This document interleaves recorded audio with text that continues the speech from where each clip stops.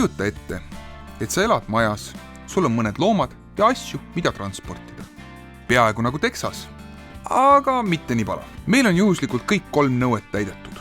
Tõsi, kõnealune maja on Tallinnas, loomadeks on kass ja koer ja asjadeks on pigem videotehnika kui mootorsaed ja õlitünnid. Kuna Fordi ja Volkswagenit ei olnud meil korralikuks proovisõiduks võimalik saada ning paari päevaga arvamust ei kujunda, tekkis meil hüpotees. Navarat toodetakse 3 kaubamärgi all. Nissan, Renault ja Mercedes. Mis vahet neil on, kui üldse? Sõitsime kõigi 3 umbes nädalapäevad ning jagame teiega oma kogemust, mida meil eelnevalt ei olnud. Sõitsime kastikaga esimest korda. Esimesena sõitsime Navaraga. Proovisõiduks oli eriversioon Trek 1, millel juba tehasest edevam välimus, katusel tuled ning üles tõstetav kastikate. Tegu oli tõelise tööloomaga ning Navara platvorm on üks enim kiidetud. Tänu oma multilink vedrustusele on see konkurentidest oluliselt stabiilsem nii tühjalt kui täislastis. Tavaoludes on sõiduk tagaveoline ning ümber lülitatav nii kiirele kui aeglustiga 4-veole. Tegime ringi peale Pakri poolsaarele ning fakt on see, et hätta see masin maastikul kindlasti ei jää. Tõsi, sellega ei keera ennast suvalisel metsarajal ringi ja ei ole kaugeltki nii äge kui Suzuki Jimny, millest räägime kunagi pikemalt, kuid Jimnysse ei pane sa ka 5 inimest ja nende nodi, mille jaoks Navara kast on nagu loodud. Tõstetav kastikate ei ole kõige praktilisem lahendus. Tagantotsast on asju mugav peale tõsta, kuid selleks, et kogu tavaar ringi ei sõidaks, on tarvis kasti jaoturit. Ning kasti etteotsa on kohutav asju panna, kuna luuk avaneb vaid umbes 45 kraadi all, seega ligipääsuks peab mööda kasti roomama. Samuti on sellega paras peavalu suuremaid asju vedada, kuna lahtise kattega sõita ei tundu hea mõttena ning kasti enda sügavus on vaid 0,5 meetrit, mis jääb ka maksimaalseks kõrguseks kinnise kattega. Sealhulgas ei käi ühelgi testitud Navara versioonil, ka Mersul, kast puldist lukku. Nagu päriselt, mis värk sellega on? Renault Alaskan. Kui välja jätta Renault märk, on see ära vahetamiseni Nissan. Isegi nupud on salongis sama kuju, asetusega, asukohaga. Ime, et mõnel Nissani kirja peale ei olnud.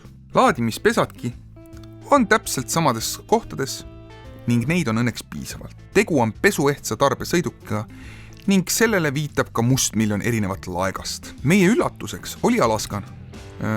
Navara väga stabiilne ning isegi tagaveolisena ei olnud kruusateedel tunnet, et juhitavus on kohe kadumas. Samal ajal kui meiega tempot hoidnud Yeti oleks juhitavuse kaotanud ja peaaegu kraavi sõitnud. Alaskanil oli taga kinnine kuut, mis maksab lisavarustusena umbes 4000 eurot. Nagu vau, see plastikust kong maksab ligi 15% auto kogu hinnast. Kuid kinnine nii nimetatud kuut on kõige praktilisem. Ruumi on kogu kõrguses ja pikkuses ning tegu on ka ainsa kasti lahendusega proovitutest, kus asjad reaalselt kuivaks jäävad. Kahjuks piirab kasti kate kõrgust ning üle meetriseid asju sinna ei ole võimalik paigutada. Katuseluuk kasti kattele ei teeks muidugi halba, aga kahjuks valikus seda ei ole.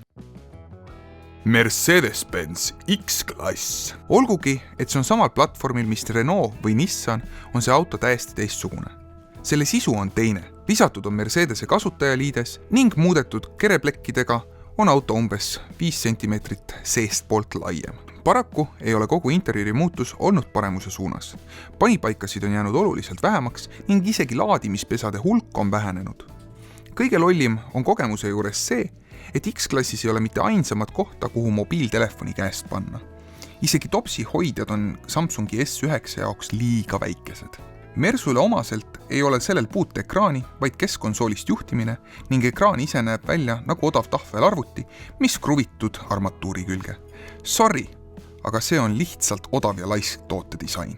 Olgugi, et X-klass on täpselt sama mootoriga kui eelnevad 2, on see kolmikust kõige uimasema kiirendusega.